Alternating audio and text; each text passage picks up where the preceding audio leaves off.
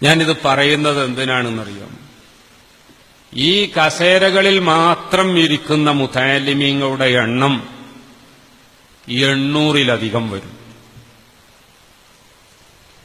ഈ ഇരിക്കുന്ന 800-ലധികം മുതഅല്ലിമീങ്ങൾ എന്ന് പറയുന്നത് അല്ല, ഞാനിപ്പോ ഈ കസേരയിൽ ഇരിക്കുന്നത് മാത്രമാണ് പറഞ്ഞു. അതെ, മൊത്തം പറയാൻ പോവുകയാണ്. ഈ വർഷം ഇവിടെ പഠിക്കാൻ നമ്മൾ ഔദ്യോഗികമായി റെക്കോർഡിൽ സ്വീകരിച്ചവരുടെ എണ്ണം, പ്രിയപ്പെട്ട മുതഅല്ലിമീങ്ങളെ, നിങ്ങൾ മനസ്സിലാക്കേണ്ടത് 1000-ലധികം മുതഅല്ലിമീങ്ങളാണ്.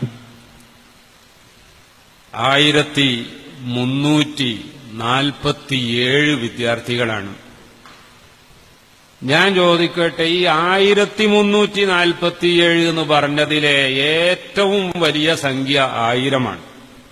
ആ 1000 അങ്ങോട്ട് മാറ്റി നിർത്തുക, ബാക്കി 347.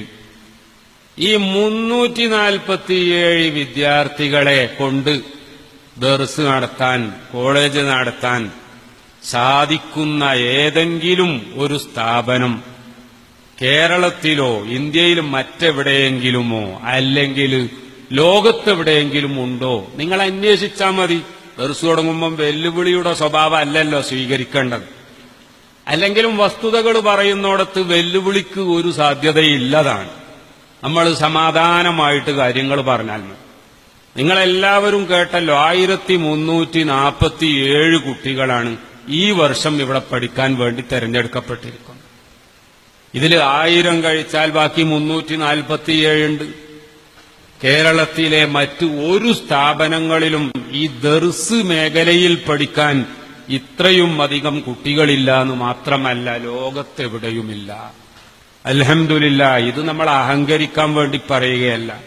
ബഹുമാനപ്പെട്ട ശൈഖുന ഉസ്താദ് അവറുകൾക്ക് അല്ലാഹു സുബ്ഹാനഹു വ തആല നൽകിയ ഒരുപാട് മഹാസ്ഥാനങ്ങളിൽ ഒന്നാണ് ഇന്നാ അഅ്തൈനാക്കൽ കൗസർ എന്നതിന്റെ ഒരർത്ഥപ്രകാരം നിങ്ങൾക്കാണ് ഏറ്റവും കൂടുതൽ മുതഅല്ലിമീങ്ങളെ, നിങ്ങൾക്കാണ് ഏറ്റവും കൂടുതൽ ശിഷ്യന്മാരെ നാം നൽകിയിരിക്കുന്നത് എന്നും അതിന്റെ ഒരർത്ഥമാണ്.